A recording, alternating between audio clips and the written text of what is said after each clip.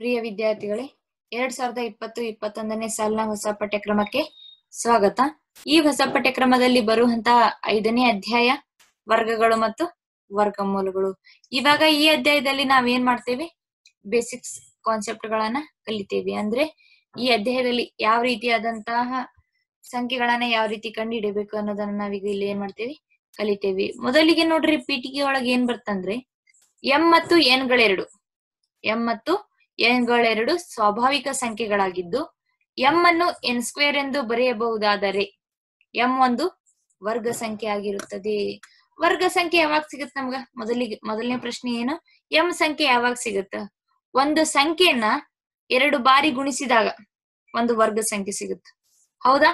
ಒಂದು ಸಂಖ್ಯೆಯನ್ನ 2 ಬಾರಿ ಗುಣಿಸಿದಾಗ ನಮ್ಗೇನ್ ಸಿಗುತ್ತ? ವರ್ಗ ಸಂಖ್ಯೆ ಸಿಗುತ್ತ. ಹಾಗಾದ್ರೆ ಇಲ್ಲಿ ನೋಡಿ, ಎಂ ಮತ್ತು ಎನ್ ಗಳೆರಡು ಸ್ವಾಭಾವಿಕ ಸಂಖ್ಯೆಗಳು. ಹಾಗಾದ್ರೆ ನಾವು ಎಂ ಅನ್ನ ಎನ್ ಸ್ಕ್ವೇರ್ ಎಂದು ಬರೆಯಬಹುದಾದರೆ ಯಾವ ರೀತಿ? M equal to N square ಬರಿತೀವಿ, M equal to N square ಬರಿತೀವಿ. ಇಲ್ಲಿ ನೋಡ್ರಿ, ಒಂದು ಉದಾಹರಣೆಯನ್ನ ತಗೊಂತೇನೆ ನಾನು. 81, ಇದರ ಅಪವರ್ತನಗಳನ್ನ ಬರೀರಿ. 3 ಇಂಟು 3 ಇಂಟು 3 ಇಂಟು 3, 3 ಮೂರ್ಲೆ 9, 9 ಮೂರ್ಲೆ 7, 7 ಮೂರ್ಲೆ 81. ಇದನ್ನ ಯಾವ ರೀತಿ ಬರ್ತೀವಿ? 3 ಸ್ಕ್ವೇರ್ 3 ಸ್ಕ್ವೇರ್. ಹೌದಾ? ಇದಾದ ನಂತರ ನಾವೇನ್ ಮಾಡ್ಬೋದು? 3 ಇಂಟು 3 ಇಸ್ ಈಕ್ವಲ್ ಟು 3 ಮೂರ್ಲೆ 9 ಸ್ಕ್ವೇರ್. ಹಾಗಾದ್ರೆ ಎನ್ ಸ್ಕ್ವೇರ್ ಅಂದ್ರೆ ಏನು? 9 ಸ್ಕ್ವೇರ್. ಎಂ ಅಂದ್ರೇನು? 81. 9 ಒಂದು ಸ್ವಾಭಾವಿಕ ಸಂಖ್ಯೆ, 81 ಕೂಡ ಒಂದು ಸ್ವಾಭಾವಿಕ ಸಂಖ್ಯೆ. ತಿಳಿತಾ? ಈ ರೀತಿಯಾಗಿ ನಾವು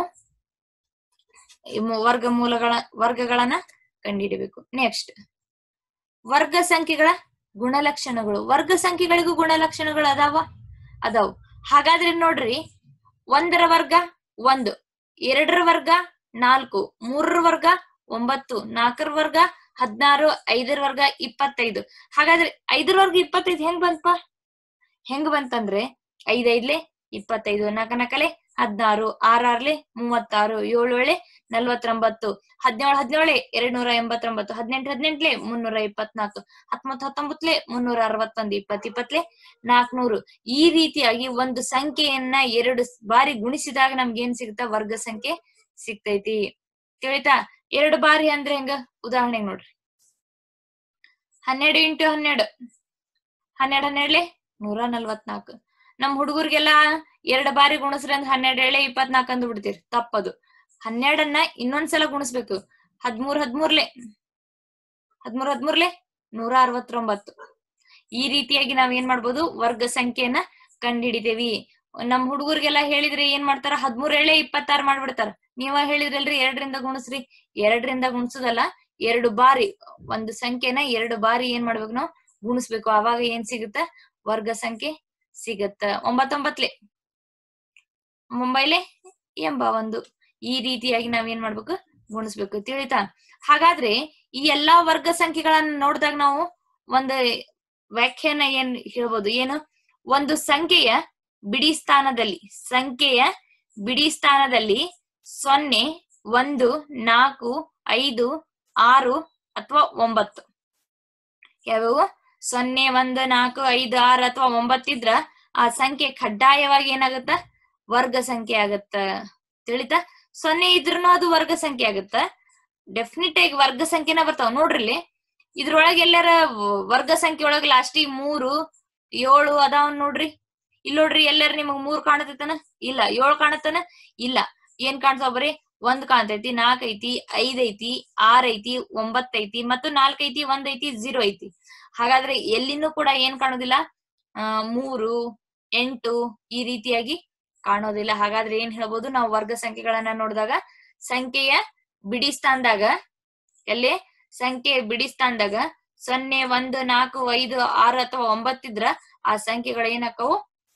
ಕಡ್ಡಾಯವಾಗಿ ವರ್ಗ ಸಂಖ್ಯೆಗಳಾಗ್ತಾವು ಅಂತ ಹೇಳ್ಬಹುದು. ನೆಕ್ಸ್ಟ್, ಬಿಡಿ ಸ್ಥಾನದಲ್ಲಿ 1 ಅಥವಾ 9 ಹೊಂದಿರುವ, ಬಿಡಿ ಸ್ಥಾನದಲ್ಲಿ 1 ಅಥವಾ 9 ಹೊಂದಿರುವ ಸಂಖ್ಯೆಗಳ ವರ್ಗಗಳು ಬಿಡಿ ಸ್ಥಾನದಲ್ಲಿ ಒಂದೇ ಇರ್ತಾವಂತ.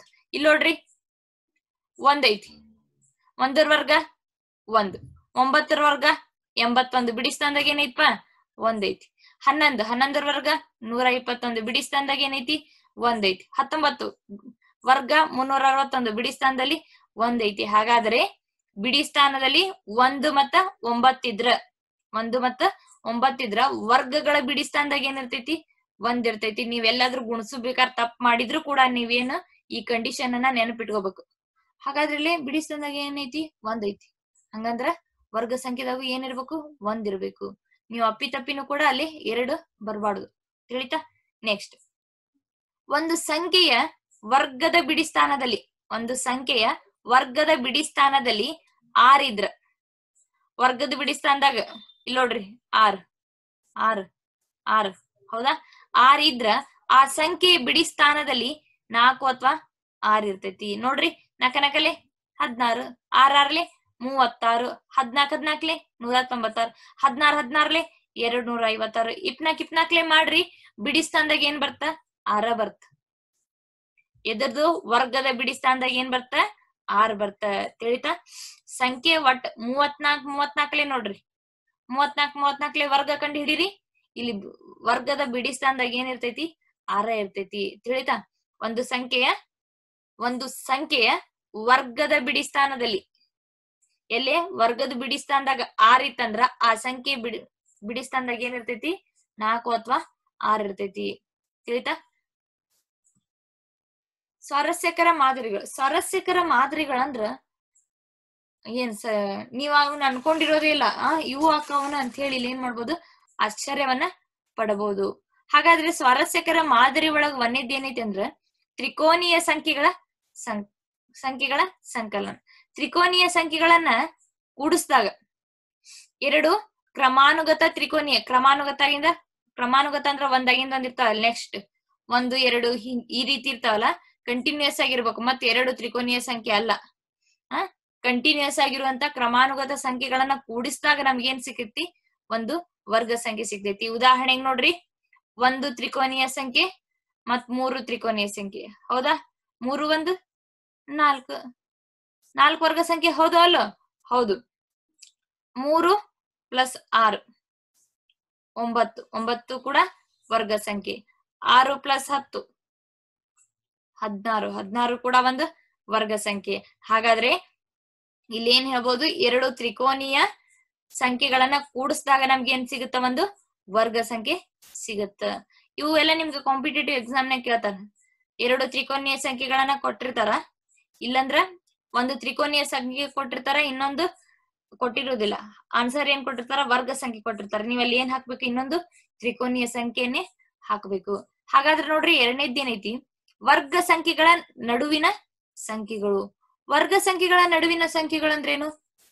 ಉದಾಹರಣೆಗೆ ತೋರಿ, n ಒಂದು ಸ್ವಾಭಾವಿಕ ಸಂಖ್ಯೆ. ಏನಿದು? ಸ್ವಾಭಾವಿಕ ಸಂಖ್ಯೆ. ಹಾಗಾದ್ರೆ n + 1 square minus n square is equal to 2n + 1 ಆಗುತ್ತೆ. ಇದನ್ನ a + b ಹೋಲ್ ಸ್ಕ್ವೇರ್ ಫಾರ್ಮುಲಾದಾಗ ಹಾಕ್ರಿ. ನೆಕ್ಸ್ಟ್ ಇದನ್ನ ಸಿಂಪ್ಲಿಫೈ ಮಾಡ್ರಿ, ಆನ್ಸರ್ ಏನ್ ಬರ್ತಾ 2n + 1 ಬರ್ತ. ಹಾಗಾದ್ರೆ ನಾವಿಲ್ಲಿ ಏನ್ ಹೇಳ್ಬೋದು, n ಸ್ಕ್ವೇರ್ ಮತ್ತ n + 1 ಸ್ಕ್ವೇರ್ ಇದರ ನಡುವೆ ಏನಿರ್ತೈತಲ್ಲ, ಇದರ ನಡುವೆ n ಸ್ಕ್ವೇರ್ ಮತ್ತು n + 1 ಸ್ಕ್ವೇರ್ ಗಳ ನಡುವೆ 2n ರಷ್ಟು ಏನಿರ್ತಾವು, ಸಂಖ್ಯೆಗಳಿರ್ತಾವು. ತಿಳಿತಾ? n ಸ್ಕ್ವೇರ್ ಮತ್ತು n + 1 ಸ್ಕ್ವೇರ್ ಗಳ ನಡುವೆ ಎಷ್ಟು ಸಂಖ್ಯೆಗಳು ಇರ್ತಾವು, 2n ರಷ್ಟು ಸಂಖ್ಯೆಗಳಿರ್ತಾವು ಅಂತ ನಾವಿಲ್ಲಿ ಹೇಳ್ಬಹುದು. ಅಂದ್ರೆ 2 ವರ್ಗ ಸಂಖ್ಯೆಗಳ ವ್ಯತ್ಯಾಸಕ್ಕಿಂತ ಒಂದು ಕಡಿಮೆ ಇರ್ತೈತಿ. 2 ವರ್ಗ ಸಂಖ್ಯೆಗಳ ವ್ಯತ್ಯಾಸಕ್ಕಿಂತ ಏನಿರ್ತೈತಿ, ಒಂದು ಕಡಿಮೆ ಇರ್ತೈತಿ. ತಿಳಿತಾ? ನೆಕ್ಸ್ಟ್, ಮೂರನೇದು ಬೆಸ ಸಂಖ್ಯೆಗಳ ಸಂಕಲನ. ಬೆಸ ಸಂಖ್ಯೆ ಗೊತ್ತಲ್ಲ ನಿಮ್ಗೆ, 1 3 5 7 ಇವೆಲ್ಲವೂ ಕೂಡ ಬೆಸ ಸಂಖ್ಯೆಗಳು. ಹಾಗಾದ್ರೆ ಮೊದಲ n ಬೆಸ ಸಂಖ್ಯೆಗಳ ಮೊತ್ತವು n ಸ್ಕ್ವೇರ್ಗೆ ಸಮ. ಮೊದಲ n ಬೆಸ ಸಂಖ್ಯೆಗಳ ಮೊತ್ತ ಕಂಟಿನ್ಯೂಸ್ ಆಗಿ ತಗೊಂಡೋಗ್ರಿ. ನೋಡ್ರಿ, 1 1 ವರ್ಗ 1 1 + 3 ಒಂದಾಗಿಂದ ಬೆಸ ಸಂಖ್ಯೆ ಬರುವುದು ಯಾವ್ದು, 3 4. ನೆಕ್ಸ್ಟ್ 1 + 3 + 5 ಹೌದಾ 9. 1 + 3 + 5 + 5 ಆಗಿಂದ ಬೆಸ ಸಂಖ್ಯೆ 7. ಹಾಗಾದ್ರೆ ನೆಕ್ಸ್ಟ್ ಏನ್ ಬರ್ತೈತಿ 16 ಬರ್ತೈತಿ. ಮತ್ ನೋಡ್ರಿ 1 ಪ್ಲಸ್ 3 ಪ್ಲಸ್ 5 ಪ್ಲಸ್ 7, 7 ಬೆಸ 9, ಇವನಷ್ಟು ಕೂಡ್ಸಿದ್ರೆ ಎಷ್ಟು ಬರ್ತೈತಿ 25. 9 ಅಲ್ಲ, ಹಾಗಾದ್ರೆ 25 ಬತ್ತ. ತಿಳಿತಾ? ಸೀರಿಯಲ್ ಆಗಿ ಕ್ರಮಾನುಗತ ಬೆಸ ಸಂಖ್ಯೆಗಳನ್ನ ಕೂಡಿಸ್ಕೊಂತ ಹೋದ್ರ ನಿಮ್ಗೆ ಏನೇ ಬರ್ತೈತಿಲೆ n ಸ್ಕ್ವೇರ್ ಗೆ ಸಮ ಆಗಿರ್ತೈತಿ. n ಸ್ಕ್ವೇರ್ ಅಂದ್ರೆ ನೋಡ್ರಿ ಇಲ್ಲಿ 1 ಬರ್ತೈತಿ. 4ರದ ಎಷ್ಟಪ್ಪ 2, 3ರದ 9, 4ರದ 16ರದ 4, 5ರದ 25. ನೋಡ್ರಿ 1 2 1 2 3 1 2 3 4 1 2 3 4 5 5 ಐದ್ಲೆ 25. ಹಾಗಾದ್ರೆ ಮೊದಲ n ಬೆಸ ಸಂಖ್ಯೆಗಳ ಮೊತ್ತ ಇದಕ್ ಸಮ ಇರ್ತೈತಿ n ಸ್ಕ್ವೇರ್ ಗೆ ಸಮ ಇರ್ತೈತಿ ಅಂತ ಹೇಳಿ ನಾವು ಹೇಳ್ಬಹುದು. ನೆಕ್ಸ್ಟ್ ಬರ್ರಿ 4ನೇದು ಕ್ರಮಾನುಗತ ಸ್ವಾಭಾವಿಕ ಸಂಖ್ಯೆಗಳ ಮೊತ್ತ. ಕ್ರಮಾನುಗತ ಸ್ವಾಭಾವಿಕ ಸಂಖ್ಯೆಗಳ ಮೊತ್ತ ಉದಾಹರಣೆಗೆ ನೋಡ್ರಿ 3 ಸ್ಕ್ವೇರ್ ಅಂದ್ರೆ 3 ಸ್ಕ್ವೇರ್, ಇದ್ರ ಉತ್ತರ 9. 3 3 9. ನೀವೇನ್ ಮಾಡ್ತೀರಿ 3 ಸ್ಕ್ವೇರ್ ಅಂದ್ರ 3 ಇಂಟು 2 ಮಾಡ್ಬಿಡ್ತೀರಿ, ಇದು ತಪ್ಪು. 3 ಸ್ಕ್ವೇರ್ ಅಂದ್ರೆ ಏನ್ ಮಾಡ್ಬೇಕು 3 ಇಂಟು 3 ಮಾಡ್ಬೇಕು. 3 3 9. 5 ಸ್ಕ್ವೇರ್ ಮಾಡ್ರಪ್ಪ 5 ಇಂಟು 2 ಮಾಡ್ತೀರಿ. 5 ಸ್ಕ್ವೇರ್ ಮಾಡ್ರಪ್ಪ ಅನ್ನತ್ಲೆ ಏನ್ ಮಾಡ್ತೀರಿ 5 ಇಂಟು 2 ಮಾಡ್ತೀರಿ. ಇದೇನು ತಪ್ಪು. ಹಾಗಾದ್ರೆ ನಾವು 5 ಸ್ಕ್ವೇರ್ ಅಂದ್ರೆ ಏನ್ ಮಾಡ್ಬೇಕು 5 ಇಂಟು 5, 5 25. 5ರ ಘಾತ 2 ಅಂತ ಕರಿತೇವೆ ನಾವು ಇದನ್ನ.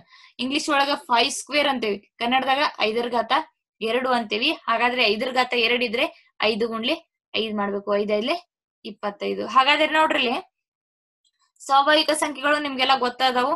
ಹಾಗಾದ್ರೆ 3 ಸ್ಕ್ವೇರ್ ಅಂದ್ರೆ 9, 4 ಪ್ಲಸ್ 5 ಎಷ್ಟಪ್ಪ 9. ಇನ್ನೊಂದು ಉದಾಹರಣೆಯನ್ನ ತಗೊಳ್ಳೋಣ. 5 ಸ್ಕ್ವೇರ್ 5 5 25. 12 ಪ್ಲಸ್ 13. ಇನ್ನೊಂದು 7 ಸ್ಕ್ವೇರ್ 7 49. 24 25. ಹೌದಾ? ಇನ್ನೊಂದು 9 square is equal to 81. 40 plus 41. ನೋಡ್ರಿ 5 4 9. 3 ಸ್ಕ್ವೇರ್ ಅಂದ್ರ 9. 12 ಪ್ಲಸ್ 13 25. 5 ಸ್ಕ್ವೇರ್ ಅಂದ್ರ 25. 24 ಪ್ಲಸ್ 25 49. 40 ಪ್ಲಸ್ 41 81. ಏನ್ ಗೊತ್ತಾಗ್ಲಿಲ್ಲ. ಏನಂದ್ರೆ ಇಲ್ಲಿ 2 ಕ್ರಮಾನುಗತ ಸಂಖ್ಯೆಗಳನ್ನು ಕೂಡಿಸ್ಬೇಕಂದ್ರ 4 ಆಗಿಂದೇನ 5, 4 ಆಗಿಂದೇನ 5. ಈ ರೀತಿಯಾಗಿ ಕ್ರಮವಾಗಿರುವಂತ ಸ್ವಾಭಾವಿಕ ಸಂಖ್ಯೆಗಳನ್ನ ಕೂಡಿಸಿದ್ರ ಅವುಗಳ ಮೊತ್ತ ಒಂದು ವರ್ಗ ಸಂಖ್ಯೆನ ಆಗಿರುತ್ತ. ನೋಡ್ರಿ 12ಗಿಂದ 13 ಹೋದಿಲ್ಲ, 12 ಕೂಡಿಸಿದ್ರ ಅವುಗಳ ಮೊತ್ತ ಎಷ್ಟೈತಿ 25 ಐತಿ. ಹೌದಾ? 6 36. 36 ಸಂಖ್ಯೆಗಳನ್ನು ನಾವೇನ್ ಮಾಡ್ಬೋದು ಕ್ರಮಾನುಗತ ಇರುವಂತ ಸಂಖ್ಯೆಗಳನ್ನ ತಗೊಂಡು ಮೊತ್ತ ಕಂಡುಹಿಡಿಬಹುದು. ನೆಕ್ಸ್ಟ್ 5ನೇದು 2 ಕ್ರಮಾನುಗತ ಸಮ ಅಥವಾ ಬೆಸ. ಇಲ್ಲಿ ನೋಡ್ರಿ ಸಮಾನು ಇರ್ಬೋದು ಬೆಸಾನು ಇರ್ಬೋದು.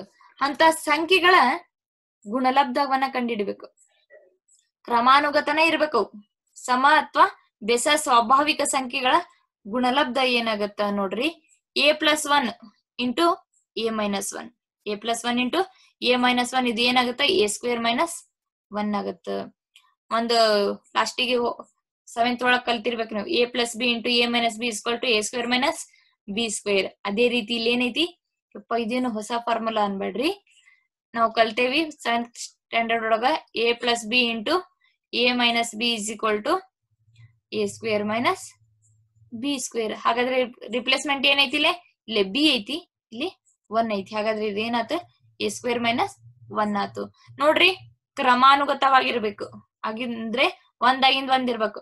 ಉದಾಹರಣೆಗೆ ನೋಡ್ರಿ 11 ಇಂಟು 13. ಇಲ್ಲಿ ನೋಡ್ರಿ 11 ಇಂಟು 13. 11 ಹೆಂಗ್ ಬರಿತೇವ್ ನಾವು 12 ಮೈನಸ್ 1 ಬರಿತೇವೆ. 12ರಾಗ 1 ಹೋದ 11. 13 ಹೆಂಗ್ ಬರಿಬಹುದು 12 ಪ್ಲಸ್ 1 ಬರಿಬೋದಾ? 11 ಬರಿಬೇಕಂದ್ರೆ 12 ಮೈನಸ್ 1. 13 ಬರಿಬೇಕಂದ್ರೆ 12 ಪ್ಲಸ್ 1. ಇದನ್ನ ಈ ಫಾರ್ಮುಲಾದಾಗ ಹಾಕ್ರಿ. ಎ ಅಂದ್ರೆ ಏನೈತಿ 12 ಐತಿ. 12 ಸ್ಕ್ವೇರ್ ಮೈನಸ್ 1. ತಿಳಿತಾ? ಇನ್ನೊಂದು ಉದಾಹರಣೆಯನ್ನ ತಗೊಳ್ಳೋಣ. 13 ಇಂಟು 15. 13 ಇಂಟು 15 ನೋಡ್ರಿ, ಒಂದ್ ಕೂಡಿಸ್ಬೇಕು, ಒಂದ್ ಕಳಿಬೇಕು. ಹಂಗಂದ್ರ 14ರಾಗ ಒಂದ್ ಹೋದ್ರ 13, 14ಕ್ ಒಂದ್ ಕೂಡಿಸಿದ್ರ 15. 14 ಮೈನಸ್ 1 ಇಂಟು 14 ಪ್ಲಸ್ 1. ನಾವು ಫಾರ್ಮುಲಾ ಏನ್ ಅಪ್ಲೈ ಮಾಡ್ಬೇಕ್ರಿ ಇಲ್ಲಿ? a square minus 1. ಹಾಗಾದ್ರೆ 14 ಸ್ಕ್ವೇರ್ ಮೈನಸ್ 1. ತಿಳಿತಾ? ಈ ರೀತಿಯಾಗಿ ನಾವ್ ಏನ್ ಮಾಡ್ಬೋದು? ಗುಣಲಬ್ಧಗಳನ್ನ ಕಂಡುಹಿಡಿಬಹುದು. ಇವುಗಳ ಮೇಲೆ ನೀವು ಅಭ್ಯಾಸದಲ್ಲಿ ಸಾಕಷ್ಟು ಲೆಕ್ಕಗಳನ್ನ ಬಿಡಿಸಬಹುದು.